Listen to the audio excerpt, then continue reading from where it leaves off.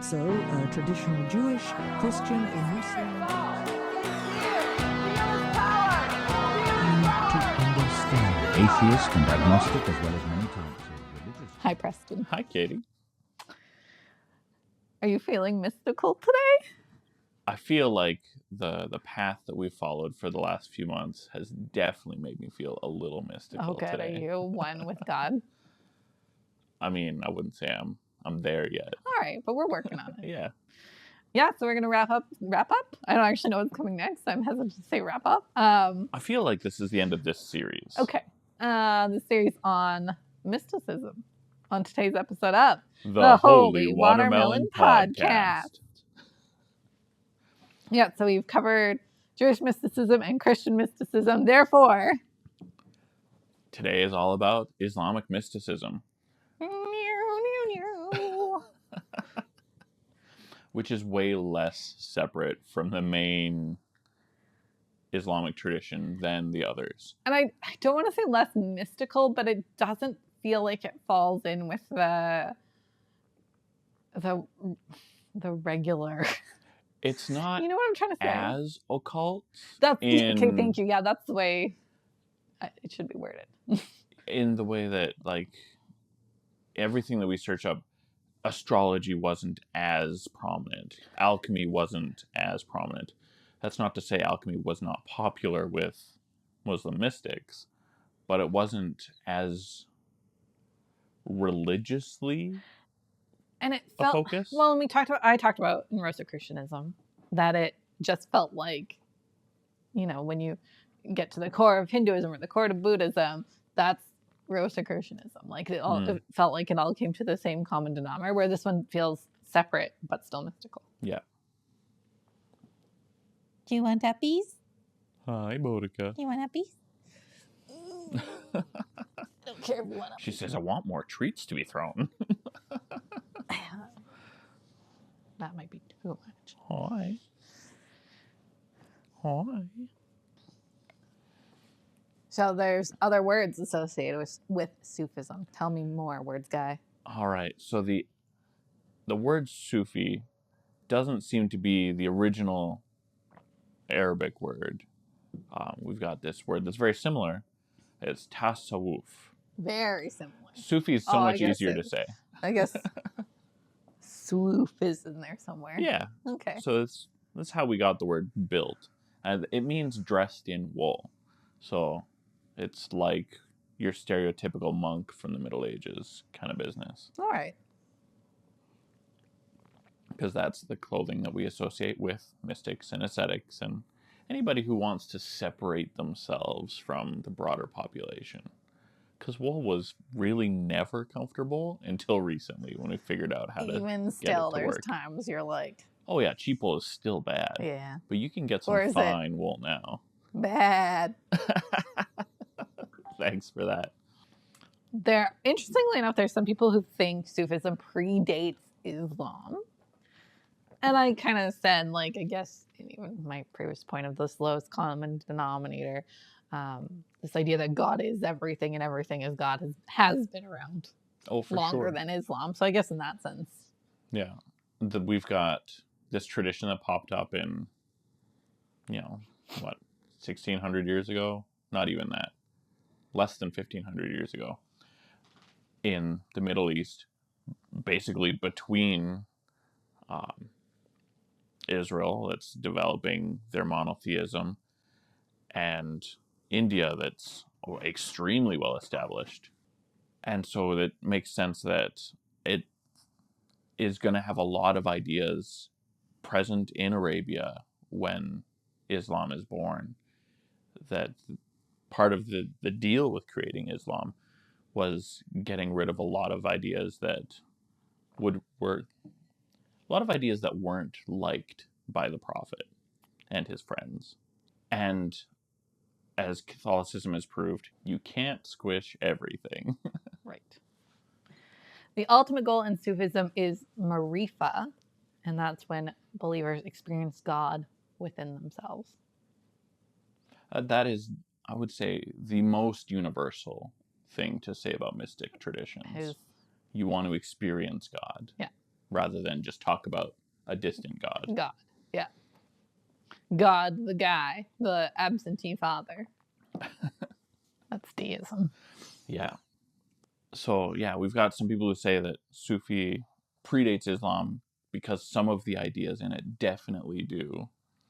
But Sufi as its own Islamic phenomenon. Can't be pre-Islamic. Right. But definitely started basically right at the beginning.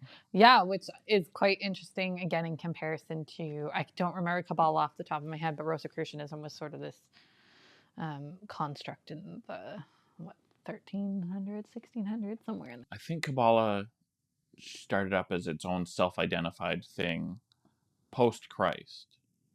And so Judaism had been around for a long time. Yeah, so it did start quite early, just the second caliphate after Muhammad.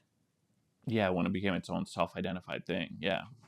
Sufism is defined by an intense devotion and internalization of the message of Islam.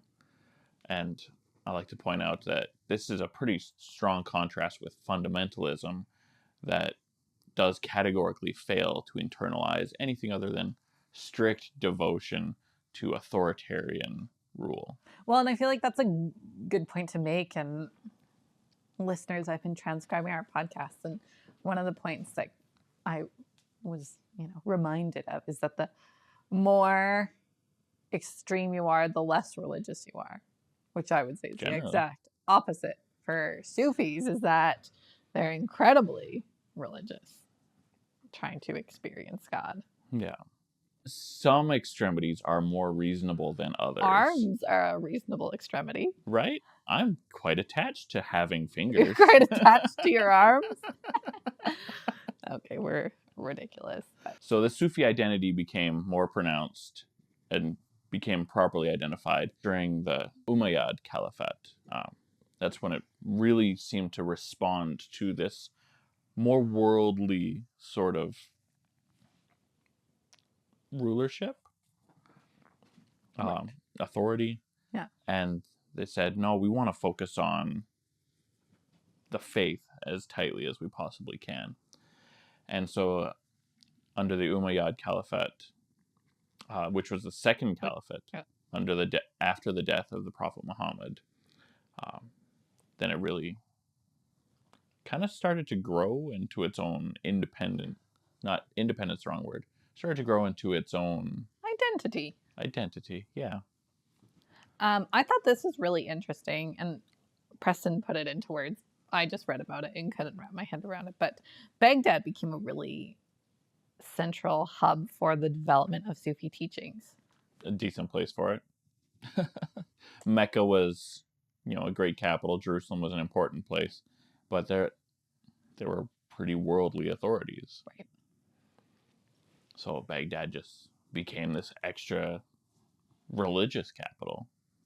Yeah, right. And Sufi lodges became prominent public institutions. Can you tell us more what those are? Just like coffee shops to read poetry? That's what I want to stick to. All right. I like that idea a lot, but they would be more like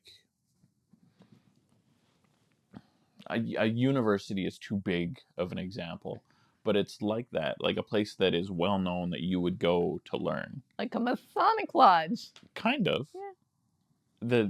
The parallels are not lost on me. Persian influences documented it in the development of the Sufi tradition. So Persia is now modern day Iraq.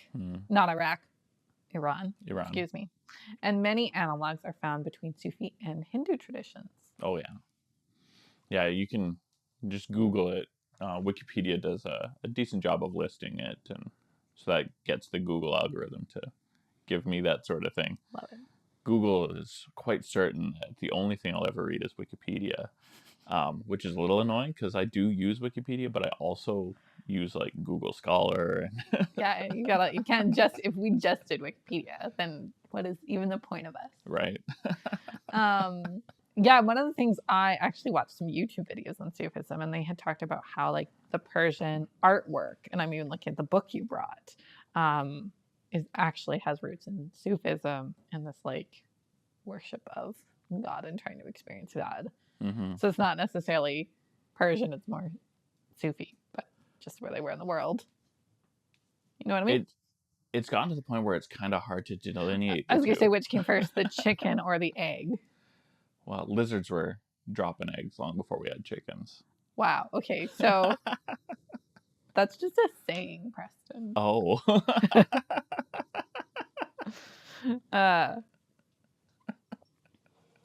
Talk about Hinduism.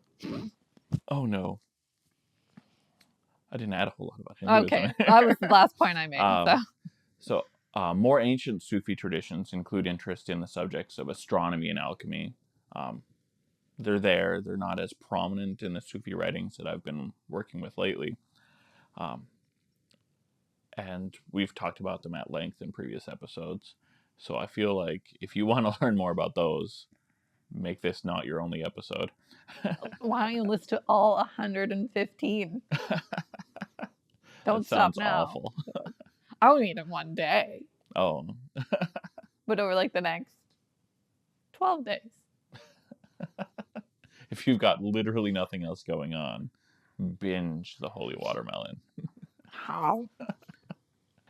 Newer traditions have swept some of these aside in favor of a more fundamental focus on the Quran. May or may not be a good thing depending on who you ask. All right. It's a spectrum? It's a spectrum. Nothing is monolithic. Cannot stress this enough. There are so many different flavors of Sufism. And some are pretty cool, which we're going to get to. Sure. Preston already touched on this point, but I'll just reiterate it since it flows nicely in our notes. But Sufism, because it started so close to the start of Islam, is quite different from Jewish and Christian traditions that started thousands of years after. Yeah. It's, in fact, played a role in the development of the core of Islam from the very beginning. A novel thing. So, unlike so many other groups we've talked about, there isn't a Sufi Bible. There's not one authoritative text for Sufism other than the Quran. Sufis are intensely focused on Muhammad and the Quran and the hadiths and the Sunnah, not any extra thing, though there are loads of traditions that value the writings of specific poets. The Quran is always the number one thing. Again, outliers do exist. So some practitioners, I found this really interesting, see Sufism as the exact emulation of Muhammad and strictly follow the Sunnahs, as Preston mentioned. And the Sunnahs are the teachings and practices of Muhammad. I believe some of those are the hadiths are the sayings of Muhammad. Yeah. Okay. Yeah, the Sunnahs aren't so much prescribed deliberately by Muhammad. They were like just the things hadiths he did, are. yeah. Yeah. So like if the first example that always comes to mind is a thing that somebody told me while I was a missionary talking to Muslim guys on the street is Muhammad sat down to pee, so a good Muslim man will sit down to pee. One that I read and was mildly offended by is that one Sufi said he never ate watermelon, right? Because he never saw Muhammad eat a watermelon. Everyone needs to eat the watermelon. Right? It's the universal fruit. It can grow anywhere. It's delicious. It's holy. Yeah. And so because Sufis are so focused on Muhammad and his behaviors and the Quran, they follow Sharia law, and they believe that strengthens their connection to God. Yeah, we had a good episode on Sharia law with Dr. West. Yeah, Dr. West Thiessen. It was great. And first, I've recently read a thing that compared it to canon law for the Catholic Church, that it's just a law that is generally agreed upon by these leaders. And we've talked about that at length. But comparing it to the canon law of the Catholic Church was actually really great. That don't know how that didn't get connected in my head previously. Yeah. Not that I had an issue with Sharia law, it's just I hadn't made that specific connection. But that's a good connection to make for people who might think they have a problem with Sharia law. Right. Yeah. And if you're one of those people, I recommend going to our Dr. West Thiessen episode. Because he is amazing and an expert and And a great storyteller. lovely human. Hi, Dr. West. If you're listening. I would imagine he might to this one. Sometimes he does, yeah. While Muslims traditionally hold Muhammad in extremely high esteem, Sufis take that even further. Oh, yeah. Muhammad is believed by Sufis to have said, I am the city of knowledge, and Ali is the gate. Ali being his son-in-law. His successor, yeah. This recalls to my mind the time when Jesus said that he was the gate to heaven. So this puts Muhammad and Ali, two separate people, not Muhammad Ali, Right. the famous But boxer. probably why he named himself that. Oh, definitely. Yeah. For sure. Interesting ideas to have compared and contrasted. A fellow named Sadi Shirazi said, he who chooses a path contrary to the prophets shall never reach the destination. Wow. That you can't do anything different than Muhammad. He's the perfect example. Anything else, and you're in trouble. I mean, from a Sufism perspective, God chose him. He literally experienced God. And so I guess if that's what your goal is, then you would have to ask yourself why God picked him. Right? A little alarming, maybe? That's a narrow path to follow. Yeah, I mean, never eating watermelon, man. Right? So refreshing. I'm curious, because I couldn't find any statements on the matter. How far can you go down any alternate path before you have to, before it's incorrigible, before you can ever make it back to the Muhammad path? And I mean, it would be very hard to follow him exactly, right? You'll have to have the exact number of wives and, like, yeah, sitting down to pee, never eating watermelon. Sometimes it's inconvenient. Right? But also just like the watermelon example is like, well, you never saw him eat a watermelon. That doesn't mean he never ate a watermelon. It just means you never saw him eat a watermelon. Right. There's a lot of things you probably haven't seen me eat, Preston. Maybe True story. not. We've known each other a long time and I like food, but but I'm sure there are things you've eaten that I haven't seen you eat. right? Tequila shots. Sure, probably. I don't think I've seen you drink tequila. Well, I don't know. I definitely have.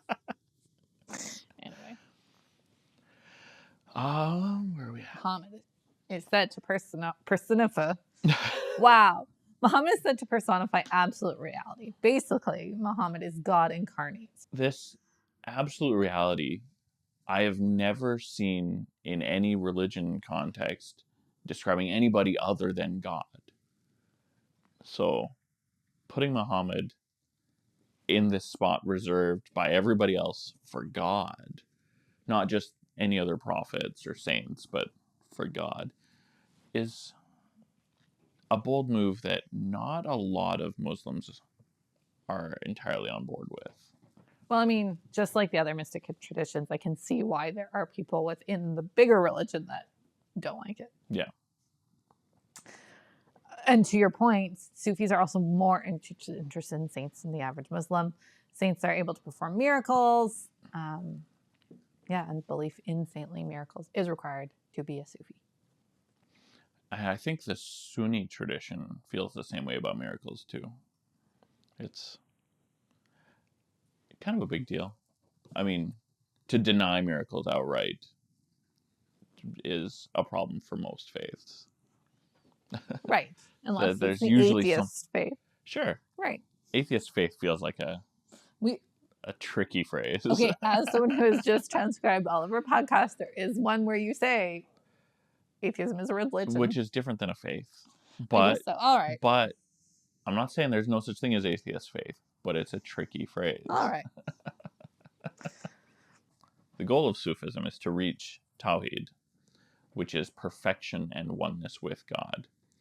And so that's how you are able to support this idea that Muhammad sits in the same place with God because he achieved that oneness. Right. Not that he became God, but that he had overlap isn't the word I'm looking for. an envelopment, Okay. that I he like was that. fully subsumed into God rather than being outside of God and separated from God, which is the undesirable position. Is God like a fair word, or is that Be- a lot of people will dislike it. okay? I like it Okay. because we've talked about how it's tricky to define God in a universal sort of definition, Sorry, last 5 years. right? But as an object of worship, worship being synonymous with veneration, absolutely Muhammad is a god. Okay. Though a lot of people will not like that label for Muhammad. This goal of Tawhid is achieved through tazkiyah. I might not pronounce that right, but I feel like I'm close. Yeah. Which translates to purification, the idea of self-purification.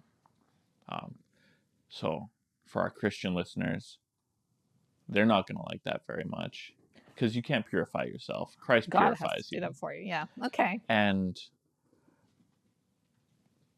to be fair, there's different perspectives on this self-purification, that there are things that you can do that either render you pure to some degree, or there's things that you can do that bring you closer to God and are thereby purified by God, depending on who you talk to and how much you want to argue it.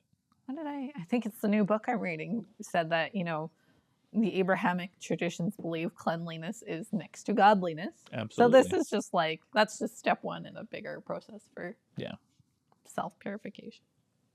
While many mystics and philosophers can hardly be bothered with mundane duties, Sufi tradition typically encourages active engagement with the material world. So very, very different. Most monastic orders that I can say that I really know anything about will usually have, chores to take care of in the monastery. Some will have gardens, things to take care of like that. But a lot of them do actively avoid engaging with the outside world. Like there's a story that gets thrown around all of social media. I think I see it once a year. The story of this dude who went his whole life and never saw a woman. Which, I mean, that's some serious separation from the world, to never see a woman. Because you're born, you don't really see anything when you're born, unless you're like super overdeveloped in the womb to the point that your eyes can focus on things when you come out. Yeah, that shouldn't happen. It shouldn't happen.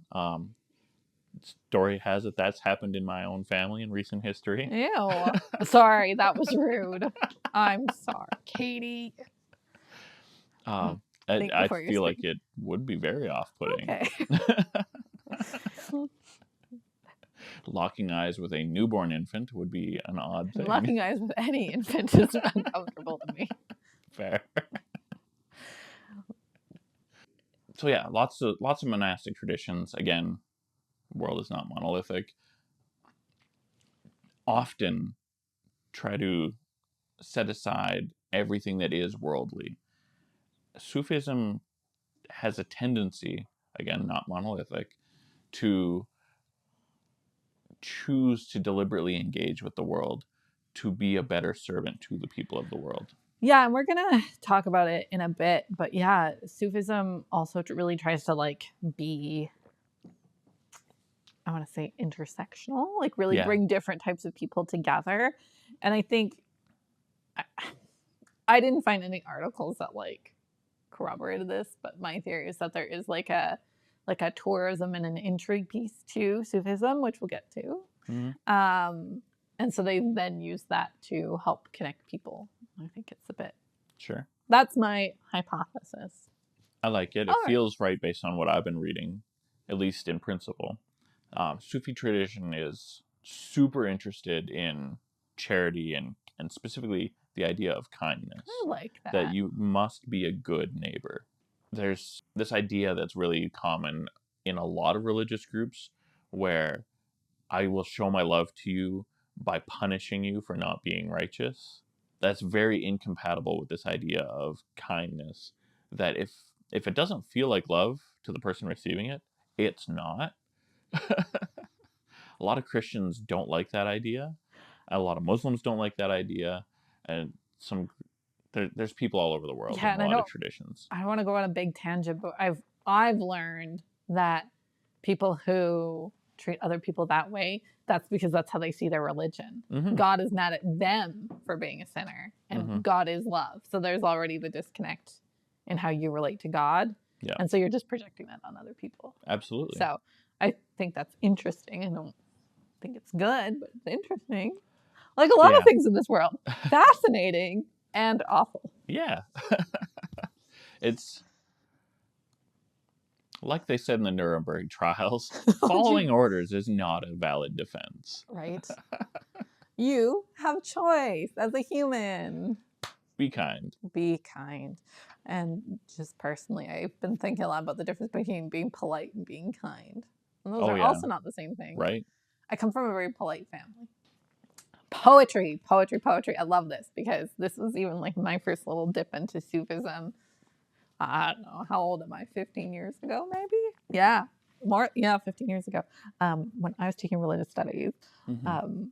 there was a lady I sat with. Hi, Emily. I don't know if you're listening to the podcast, but hi.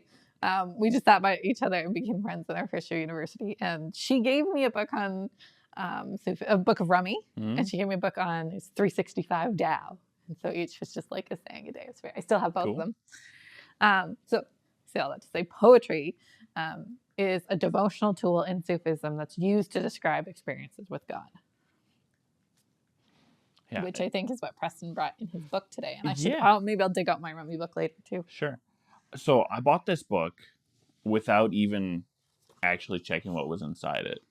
And I've very infrequently been disappointed just with that course of action. All right, that's good. It's called Essential Sufism, edited by James Fadiman and Robert Freger. And I was expecting it to be super helpful in, preparing notes for this show, explaining Sufism. And it kind of explains Sufism. There's a whole bunch of chapters in the book that have an introduction to an aspect of Sufi devotion, and then just a whole bunch of chunks of poems. And that's it. That's the bulk of the book. I love it. And some of these are actually really great. Others are suspect. All right. Based on, my framework of how I see the world. But it's an interesting book. And I want to crack open to a random page. Okay, I'm excited. And get your hot take. Okay, I'll also say who the poet is, because there's a lot. Rumi's the most famous, but I want to know who you find. Right? All right. So this is from Al-Ghazali. And he says, one day the Prophet Abraham invited a person to dinner. But when he learned that he was an infidel, he canceled the invitation and turned him out.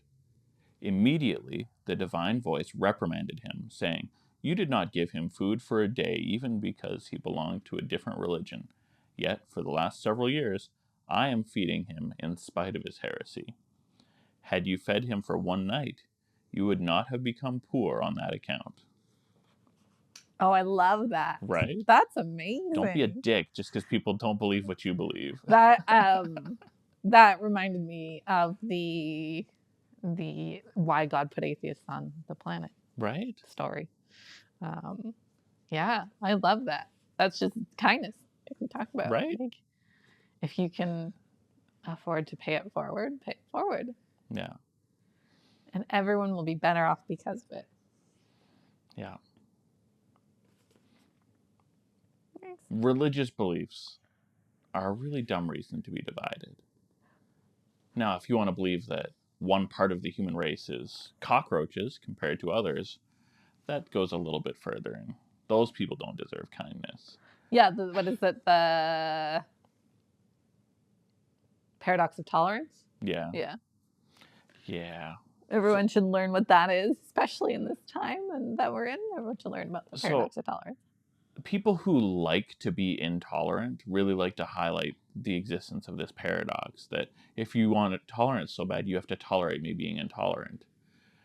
It's not actually a principle that can have a paradox if it's just a social contract that you have now decided not to be a part of. You choose not to be tolerant, that's fine. We don't have to tolerate that.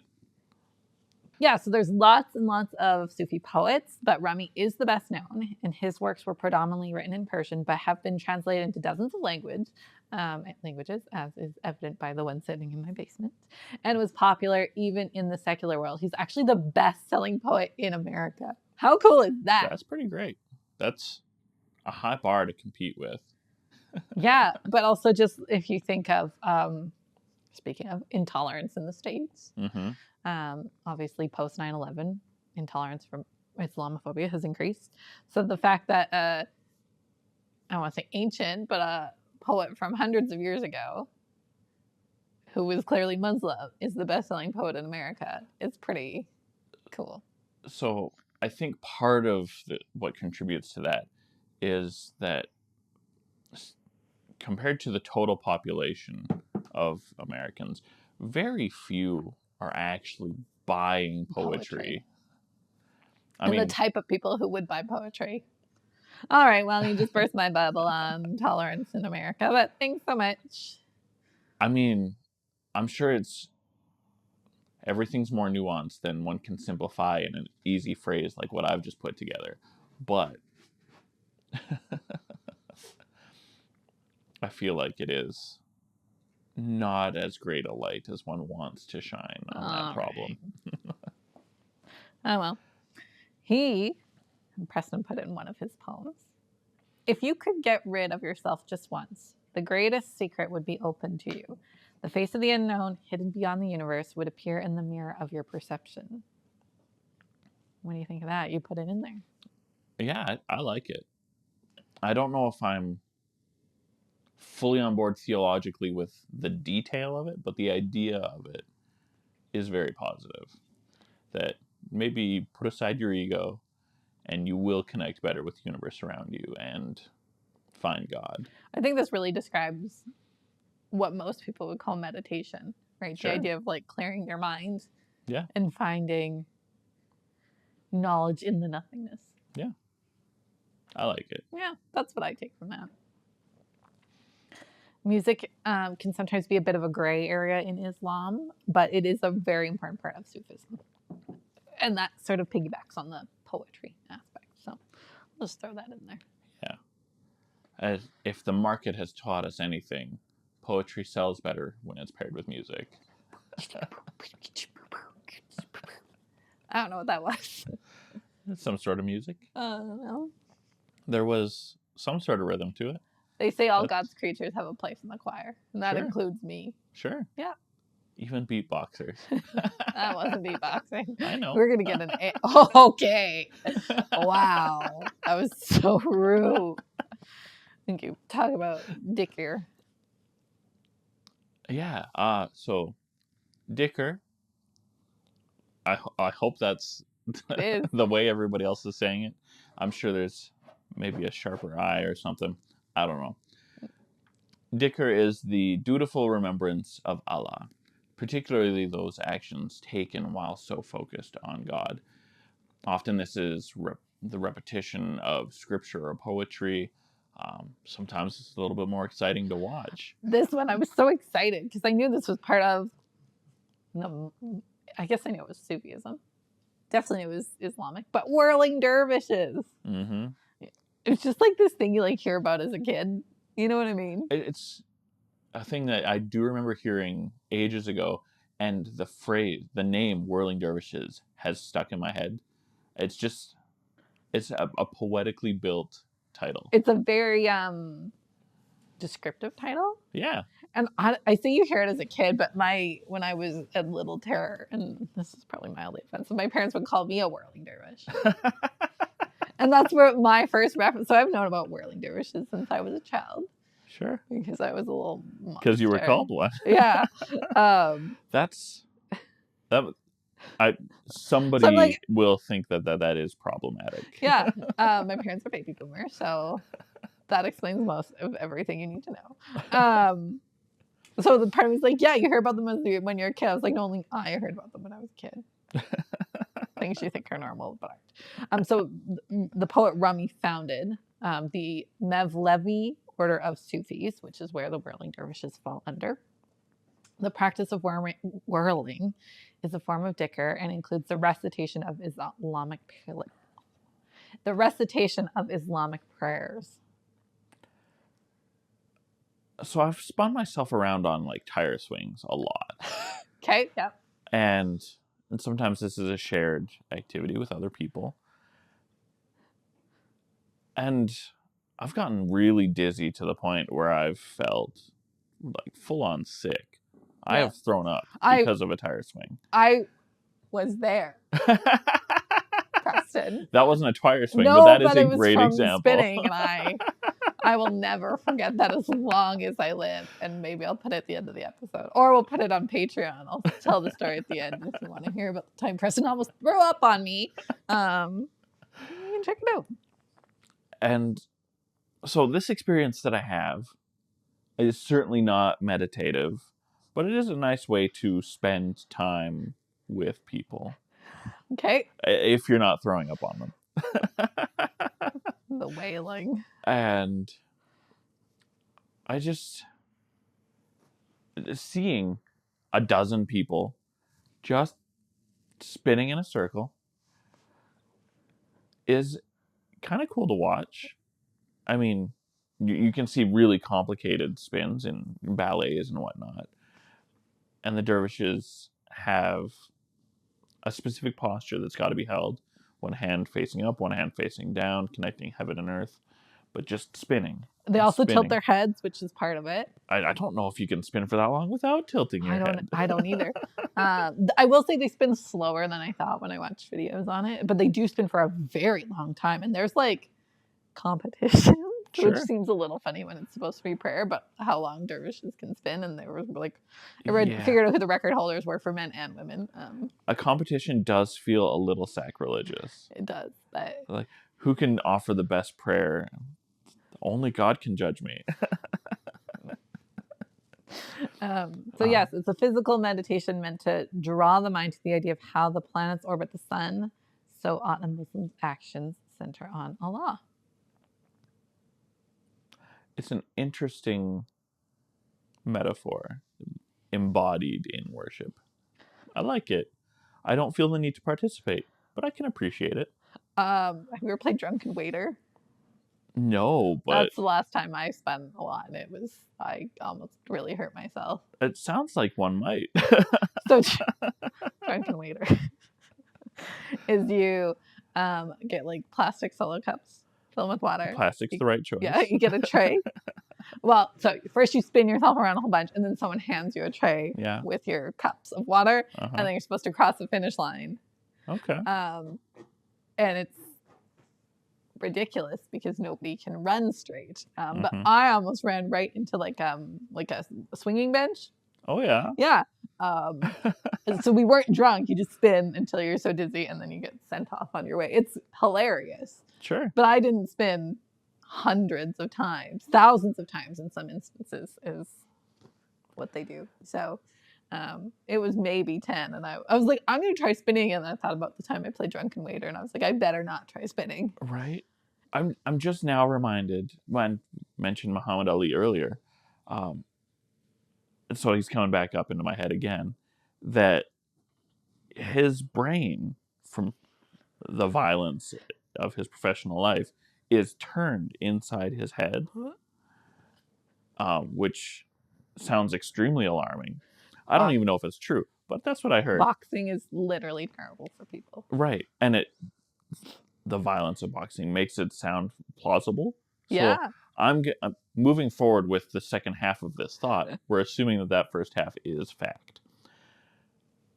Is that, if you spend enough time spinning, what is the risk?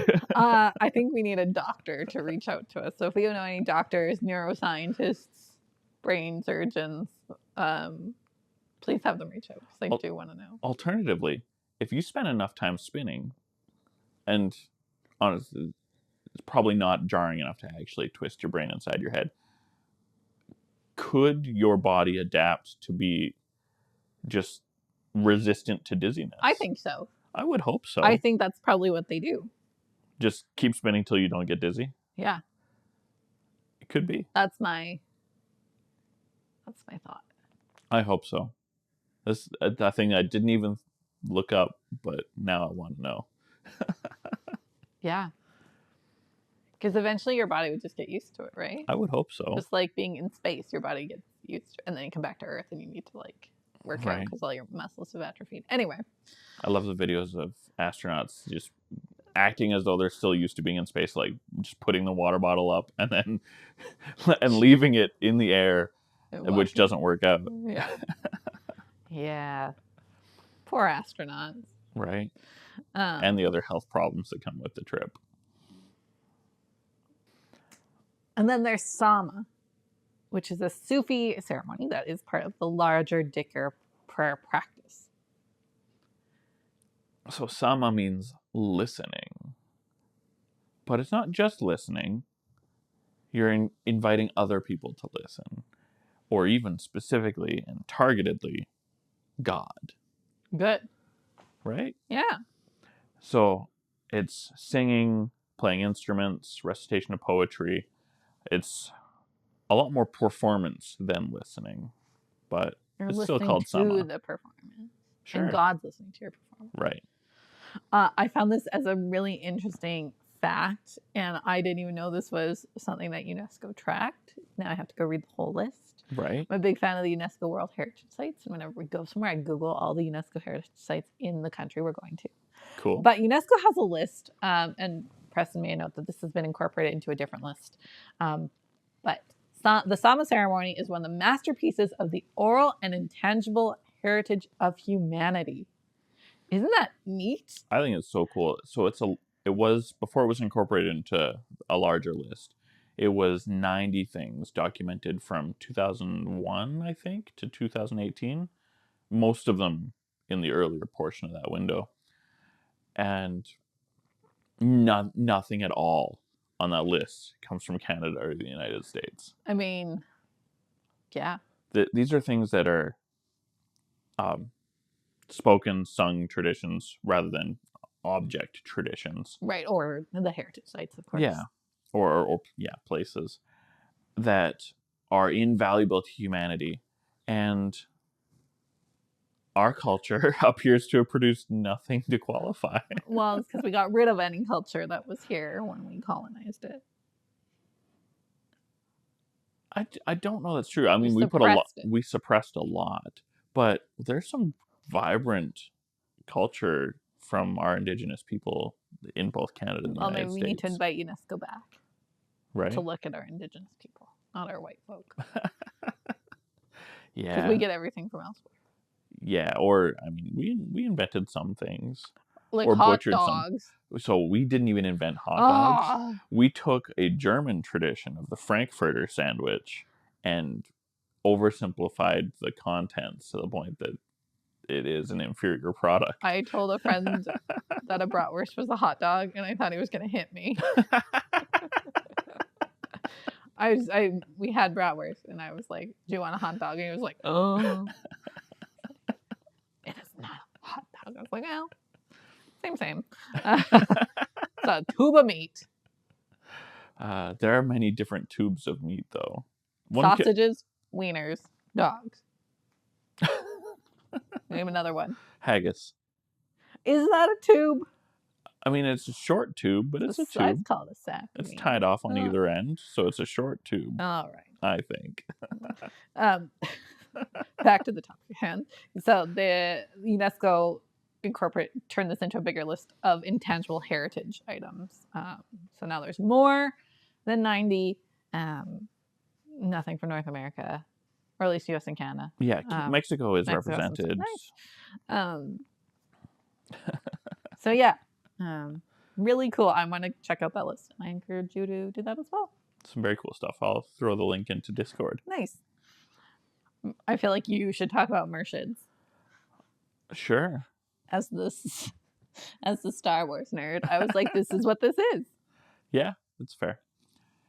So Murshids are spiritual teachers, a lot like a Jedi Master to a Padawan. The divine light is transferred from the Murshid to his disciple. Each Murshid is only allowed one student at a time. Just like the Jedi.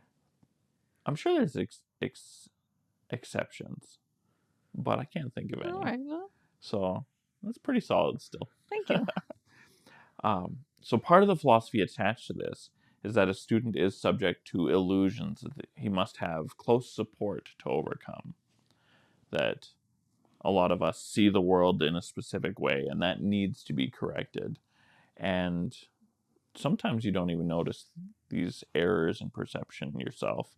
So having somebody watch over you and watch carefully for that sort of thing is very helpful. So the teacher is also a sort of doctor who must carefully diagnose and treat the student. Effective teaching must be done through example.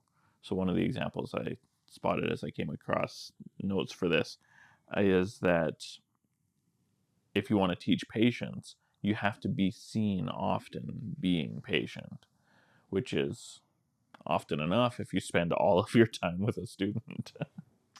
Yeah, that makes sense. I mean, a lot of things we learn from example and I guess osmosis. Yeah. I've heard that, like, I think of cell phone use in kids, and that parents who want their kids on their phone less, they need to be on their phone less. Absolutely. I don't have that problem. Right? It's great. No kids. Yeah, it's great. So a Sufi follower only becomes a murid, or a disciple, when he makes a pledge to a murshid.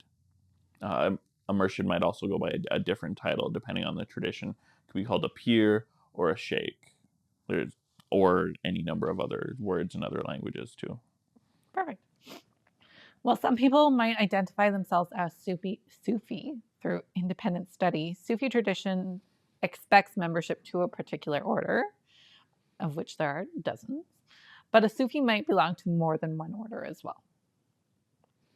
Just like any cluster of people, there are outlier groups that are labeled unorthodox.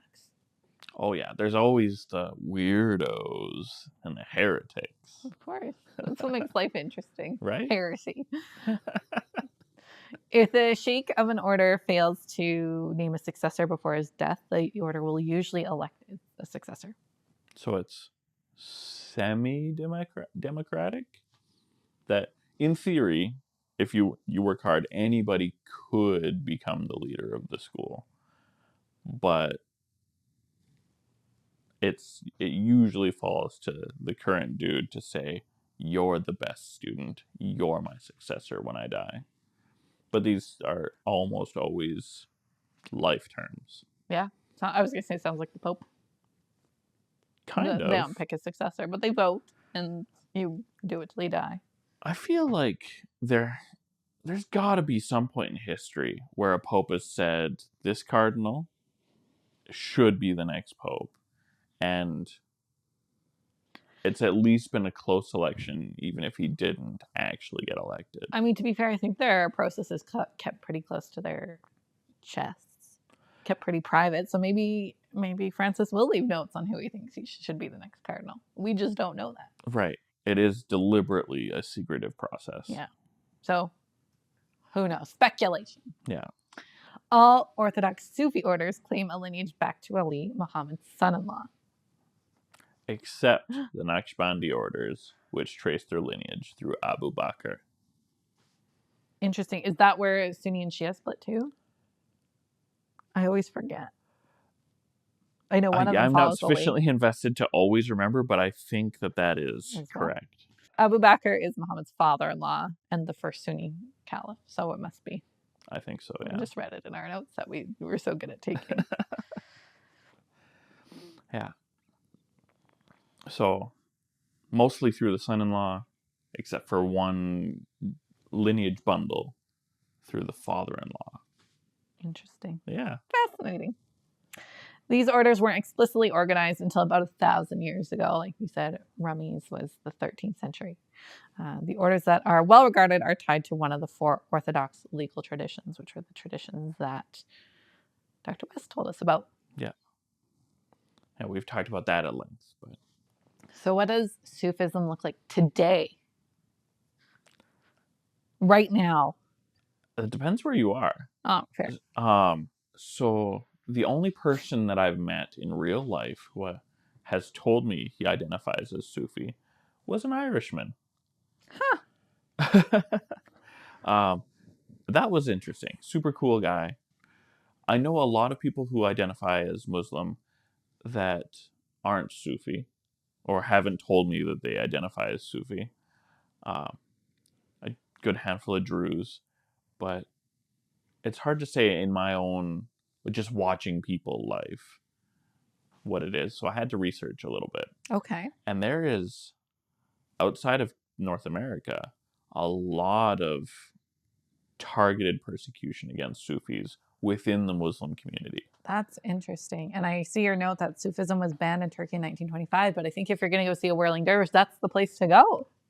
One would expect. And I'm sure they still do because tourism. So that's really fascinating. Yeah. Iran's government has also made a habit of attacking Sufis, causing a lot of problems for people for decades.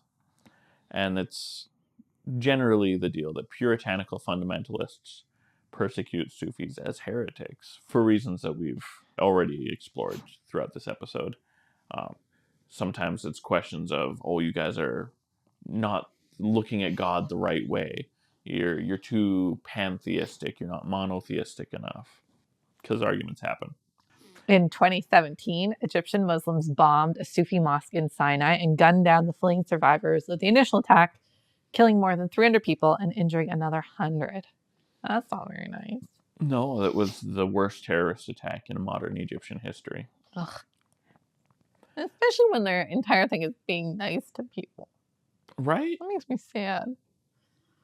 Yeah. I mean, it's possible that there's exceptions to this, that somewhere a Sufi has been extremely rude. That seems plausible, right? Yeah, there's rude people everywhere. Yeah. But religious violence is never just about religion. It's almost always about the need to control other people. The Sufis are too nice and therefore need to be controlled so that they're less nice. I think we need more kindness. I don't know. That's me. Am I crazy? Some people would say yes. Being too nice, that's socialism, not untrue. And that's a bad thing. That's where it becomes untrue. When we're done recording, I'll tell you about the book I'm listening to. Because Okay. I don't want to sidetrack us, but it ties into all this. Neo-Sufism is a word sometimes used to describe Sufi orders that popped up in the 1700s and that wanted to distance themselves from the dancing and the not-so-scientific cosmologies and obviously Hindu-inspired theology, instead focusing on law and social activism.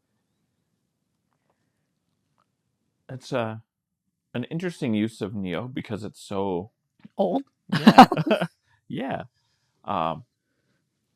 But this departure from esoteric and occult practices was favored by many. A lot of people are like, those Sufis, they're weird because they do these things. Oh, but these Sufis aren't so weird because they don't. But that's not mysticism. No, not really. Not in the best academic form, anyway. Right.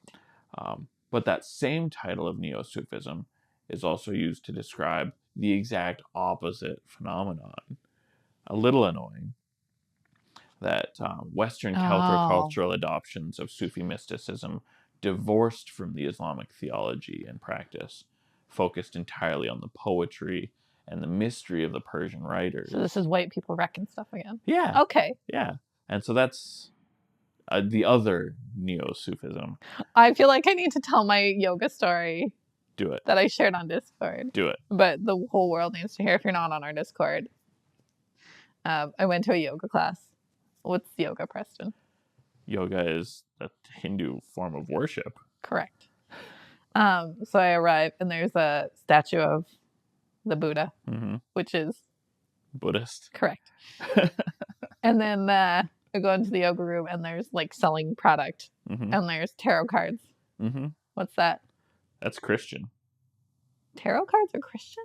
I mean, kind of, yeah. Okay, well, we talked about this in our last episode, that the popular tarot cards, which you were most likely to have seen, originated from Christian Rosicrucians. Fair. I would have also accepted a cult. Yeah, sure. And then while we were practicing the yoga, she reminded us that it is Pisces season, which is Nonsense. It's astrology. and while it was a very good workout, I was like, what is going on here? This is white people wrecking stuff. Yeah. So I feel like I said something similar to this in our last episode about Rosicrucianism, that if you see a thing that helps you look at the world in a useful way, incorporating that and using it might not be terrible. That's adorable. But also, maybe keep it to yourself until you know how to do it right. Yeah, and there was also more than one Buddha statue, like, so it wasn't an Sure. accident. Right. Anyway, white people wrecking stuff. Back to Sufism. So while Sufism can be a minority within the Muslim world, it is growing, especially with the popularity of Rumi's poetry. His works have become hugely influential, not just in spiritual circles, but also in mainstream Western culture, like I mentioned. Yeah, you can even find their writings not just in the New Age section in the bookstore, but in self-help as well. Not in the religious section, though. Maybe. I mean, the religion section is right with the New Age stuff. So think of people like Deepak Chopra and Eckhart Tolle use Sufi ideas in their work. Chopra is an Indian fella. I feel like it's safe to say that maybe it's not as much a Sufi idea as an idea that Sufi has also been connected with for a long time, but actually originated in further Hinduism. east. Yeah. Yeah. It all comes back full circle, Preston. That's my whole point. When you whittle it down to its bones, they're all the same. Yeah. People like the Hindus a lot, except for when you ask them, apparently. Yeah, if you actually have to specifically say, what are your thoughts on Hinduism? But then they're like, but I like yoga. Right. And Indian food. Yeah. You're like, all right. And Diwali is a blast. Oh, okay, well. So I feel like we've mentioned this before. The Sufism is often seen as inclusive because it's focused on being kind and transcending boundaries and connecting with God, where everybody is theoretically supposed to be moving towards. And so it helps create a space for interfaith dialogue that, I mean, there's so many ideas that come from outside of Islam to build the Sufi identity that it makes sense that you want to maintain that dialogue to continue adopting ideas that work. Yeah. However, there's some trickiness to it because you do still have to strictly follow Muhammad. But Muhammad did also interact with people of other faiths. I mean, you don't convert that many people without. Right.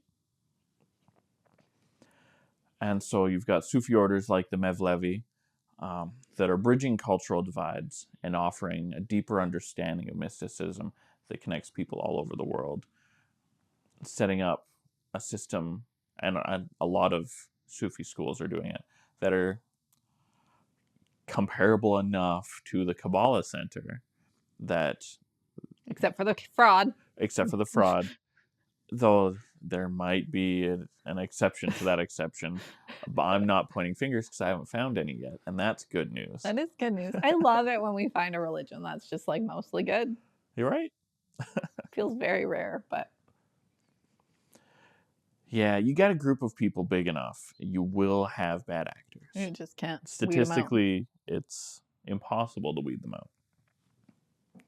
But we try. Yeah. Any final thoughts before we wrap up this episode? Besides, this is like pretty cool. I want to pull one more random piece of poetry quote from my book, just because I've got it here. Don't forget to tell us the poet.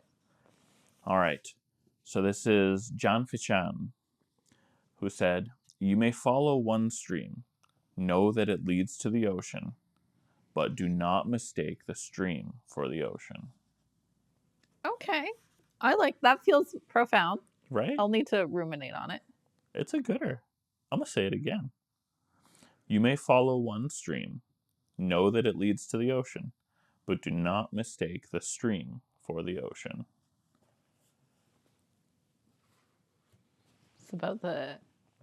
No. I think it was Hoobastank. Oh my God. That is not what I expected to come out of your mouth.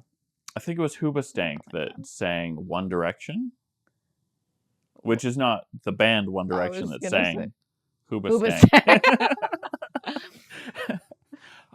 As like we're all going in, or no, it's the same direction. Oh, okay. Yeah, Hoobastank sang One Direction. Same Hoobastank direction. I'm gonna confuse myself. Hoobastank sang same direction. Yeah. Does that feel factually correct? I think so, yeah. Good. I didn't listen to a lot of Hoobastank, but all right. No, I also didn't listen to a lot of Hoobastank, but there's the one song that made it onto Big Shiny Tunes. Right. 20 years ago. Yeah, I do. I think I have that one, yeah. And that's a pretty good song that comes to mind because of that particular passage. You know, we're all going in the same direction. Doesn't matter which path you follow.